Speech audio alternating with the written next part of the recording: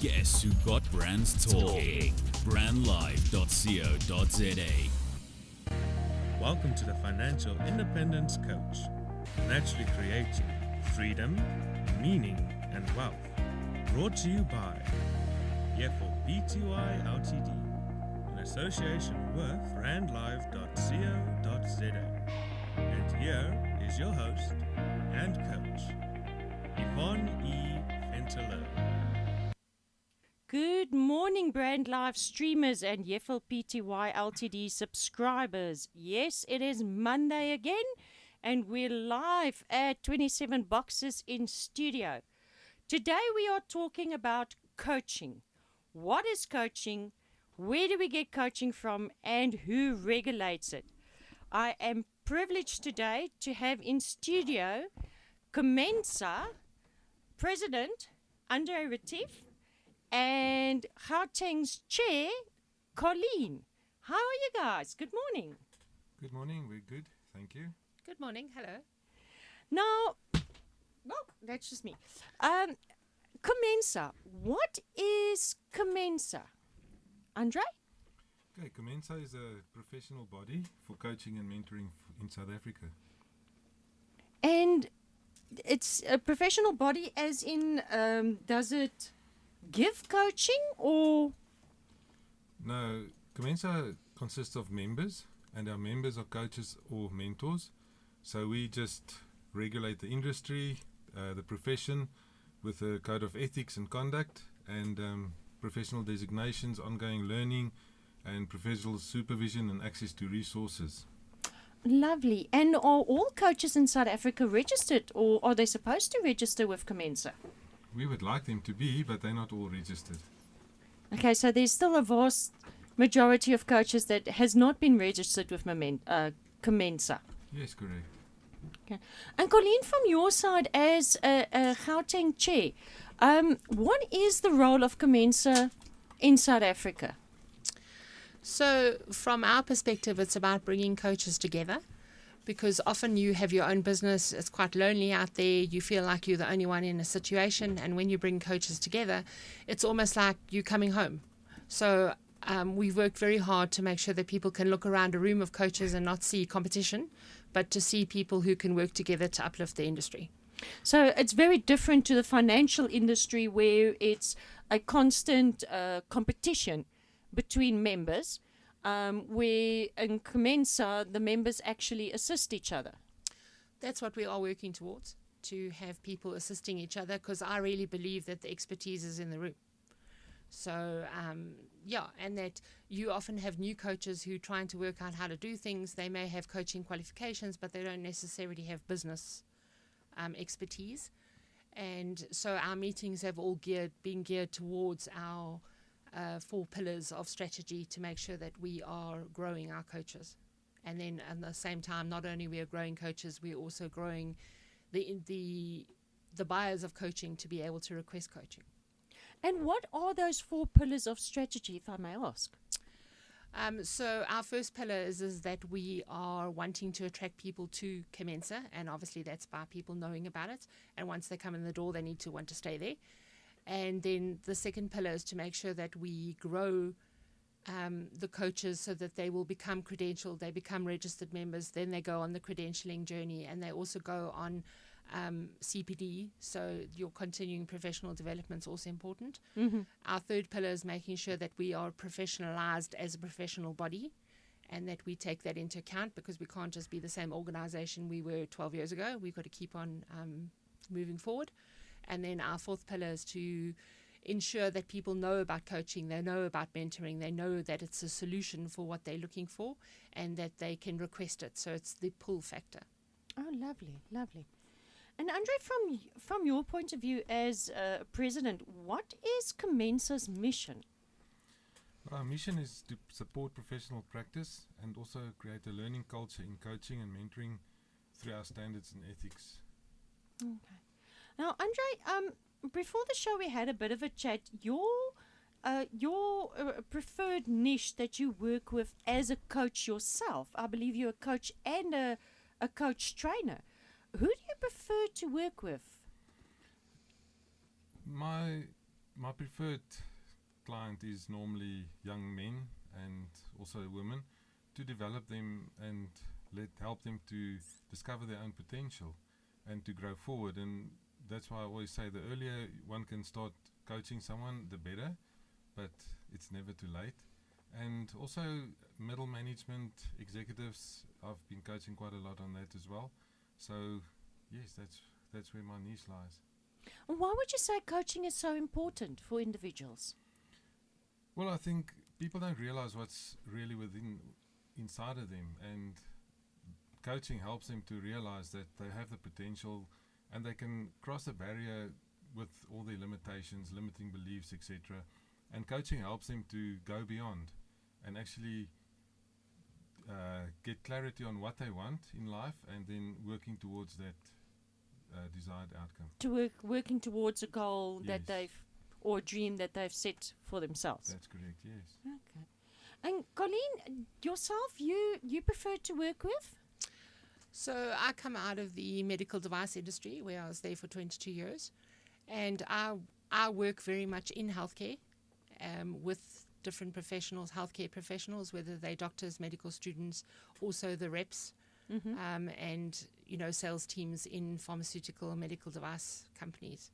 And then not only is it working in healthcare industry, it's also working with the healthcare of a team as such, where often communication goes, we hate our boss hasn't moved from being the control manager to being a leader. Oh. So very much in that space. And very much in that space of you have the coffee machine meetings is totally different to the boardroom meetings. Yeah, it's it's at both levels. I like to bring the exec together with the team, so that especially now where you've got young people are not willing to just live with work and hating it and the boss is a clown. They want to be able to have meaning at work.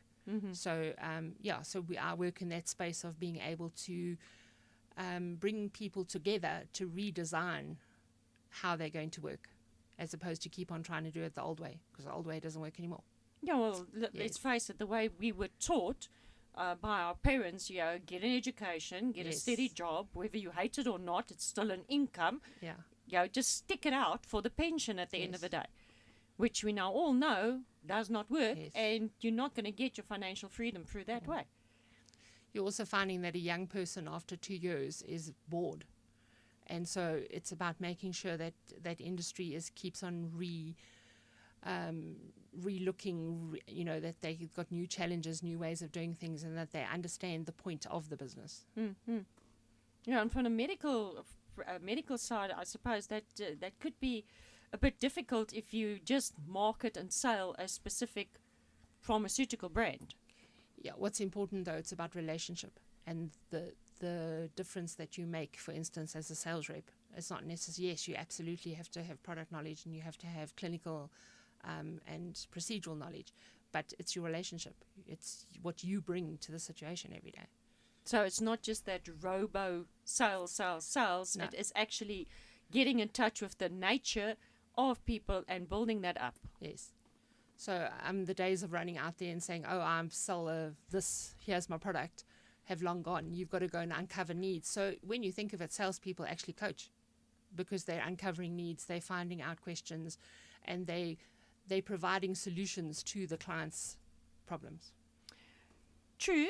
And we still find quite a few of the salespeople out there that just vomit information. Yes. As They don't get very far. they don't get very far, but Yes. those who actually have gone through coaching and have been taught, to find, to help the client to find their way Yes. to their solution, works much better.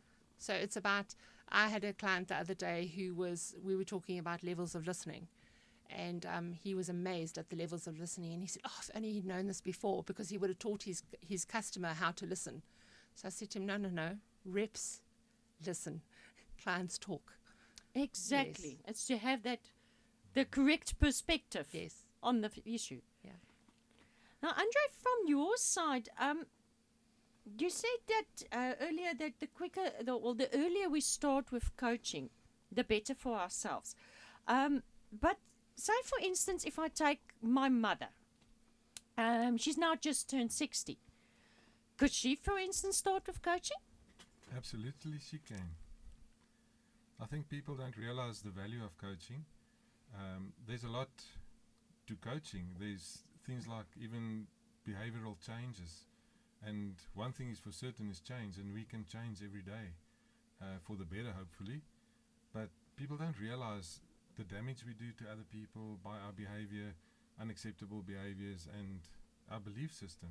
And if we can get people to change that and start having that inner happiness and start realizing that it's not only about you, it's about those around you, but also knowing who you are, finding who you are, and obviously that starts projecting towards other people, and you start treating them differently, they treat you differently. So 60 is not too late. You're finding that true, authentic own nature within Yes. yourself. Absolutely. And we find that, especially in society today, a lot of people are still comparing to the Joneses, where, society's norm, whatever that may be, dictates that you should be acting in this manner or acting in that manner. And we find that a lot of people are still walking around with all kinds of masks. That's true. People are not their behavior, and also the thing of comparing yourself with other people, I think that's a no-go. One should learn to compare yourself with where you are today and where you want to be, not about what everyone else says where you should be. Yeah, and that's an interesting fact. Because I work with a lot of clients myself, where we first try and establish what their own nature is. And so few people actually know what their own nature is, because they are so programmed to fit in with society's norm. Now, where would a coach, from your perspective, start working with somebody that does not know their own true identity, Colleen? I work with my clients to be able to examine what it is that they like, what they're passionate about, and you'd be amazed at how many people don't know what they like or what they're passionate about or what they're good at. And so it's also like when you sit down with people and say, what are you good at? And then we've been so conditioned to like, and you wait for other people, especially women wait for other people to say, oh, but you're great at making chocolate cake. And then the standard answer to that is, oh, well, not as good as you, as opposed to owning it and saying, I'm great at making chocolate cake. What you also have is that people have also lost what they like because they're so busy trying to fit into society. And it comes down to, what kind of ice cream do you like? What's your favorite? Rum and raisin. There you are. Whereas a lot of people don't. I had a client who phoned me up in tears because she said, I don't even know what flavor ice cream I like. Because she doesn't know what her true authentic self is. Yes. And so we've lost authentic. But I think authentic is coming back into fashion. Well, I don't know if it ever was in fashion, but it's coming back into fashion. Yes. I hope it would be coming back Yes. into fashion, because I find, especially with my work, where I worked in the financial industry, my history of 22 years there, and a lot of people, but my sister's got this medical aid, so I must also go on that medical aid. Or my brother's got that kind of cover, so I must also have that kind of cover. And a lot of people don't realize, because we're all individually unique, we need something else. But they don't realize their own uniqueness. Yes. So it really is about knowing that you are unique and that you're here to deliver your purpose in the world, which you can't. Too many of us look around and then we compare ourselves to other people, and then you have, no, he's better at, or she's, or he's got a better looking girl wife, whatever. And we're so busy comparing ourselves that we actually forget to bring ourselves to the equation. And the world needs each and every single one of us. Now, from a coaching perspective, and all honor be due to you two, you've been in the coaching industry much longer than I've been. How would you assist an individual to go through that journey, to find themselves, to move forward, to realize what and who they really are? Well, I work with my clients to be able to hold their space and to find out where they're wanting to do, what their dreams are, what their goals are. And often we don't sit down with ourselves and ever have a conversation with ourselves. And so the advantage of coaching is that you have an hour session, for instance, that's dedicated to you. And as the person's talking, they listen to themselves. And that then moves the person forward. So, as André said earlier, it's about seeing their potential, and it's about holding that potential and holding them accountable to do the steps towards where they're wanting to be. Accountability. Yes. But we'll get back to that one after the break. We'll see you after the ads. The station with the best music. Best music. I love the music. Best music. This one's explosive.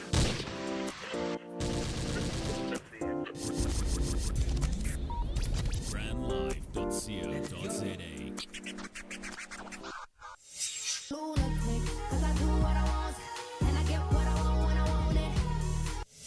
You know life can be so ordinary. Boy meets girl, they said, oh, make a baby. brandlive.co.za. You're listening to brandlive.co.za. And we're back on brandlive.co.za. You are listening to the Financial Independence Coach, brought to you by Yvonne Pty Ltd. Today in studio I have Colleen and André from COMENSA, and we're talking coaching and mentoring. Now, Colleen, before the ad break, we said holding individuals accountable. Accountable to? Okay, so it's accountable for what it is that they're wanting to do. So we would identify together, or some of my clients arrive and they know what they're wanting to do. So for instance, let's use an example. A client wants to become a ballerina. It is about, okay, let's identify what the steps are to becoming a ballerina. What kind of ballerina do you want to be? Do you want to dance on a Russian stage? And then it's about the exercise, the diet, all that kind of thing. It's also about differentiating between the coaching side and the mentoring side. I don't mentor ballet, but I can coach somebody who wants to do that. And then if, for instance, the person says they're going to go and find out the best ballet lessons, then by the next session they need to have told me, okay, we found Susie down the road who is blah, blah, blah, how much it is. Yes, and so we don't arrive at the top of a mountain. We've got to actually climb it and do the steps. Like we said earlier, that physical manual labor that has to go into it. So a coach and a mentor does not do the steps for your client. They make sure that the client does them themselves, and it's always the coach's journey, listen to me, it's always the client's journey, not the coach's journey. And the coach is just there to guide them, to navigate them, and here and there tell them and assist them, maybe you should think about it rather this way than that. It's about allowing a person to often see inside themselves what they have said. Sometimes they've said two different things in different conversations, and it's about alerting them to that, and then they'll then see. So it's about moving them. It's about them moving to where they go. So it's a bit like saying, let's go to Cape Town, but you go with. But at no point is it your journey. Yes. So you're going with for the ride, but you're not. Yes. It's a lot lonely, a lot less lonely when somebody goes with. Exactly. Yes. And it's more likely to be successful. Yeah, what's the fun of trying to go down to Cape Town but not taking the blinkers off and seeing the views along the road? Now, André, from your side as a coach trainer, what all goes into becoming a coach, training a coach? It's about being a coach, but just we add all the skills. There's quite a number of skills that I think coaches need to have. Things like listening, questioning. There's quite an art in questioning, building rapport and trust with your client, designing actions. It's no use you talk during the session and there's no actions that's put forward and says, okay, so by next session will you do this? This is what you need to do, etc. As you've told us now that moving forward, that's what you want. That coming back to that accountability again. It's about teaching them those skills, but it's not about learning to be a coach. It's about being a coach, but just obviously developing yourself. It's becoming that coach, becoming Yes. that guidance for somebody else, Yes, and acquiring the skills that you need in the interim. correct. There's things like creating awareness and also self-awareness, being present during that session, not thinking about your next session or your previous session, but being present for your client, your coachee, so that because it's their time, it's their hour. For instance, that a while back I saw this cartoon strip on Facebook, on social media. Is it mindful or mindful at the end of the day? I think it's mindful. Mindful. Yeah, point can be made for that. Now, from from your perspective as president of COMENSA, what would you suggest to a startup coach, or somebody that would like to get into the coaching industry? Where would they start?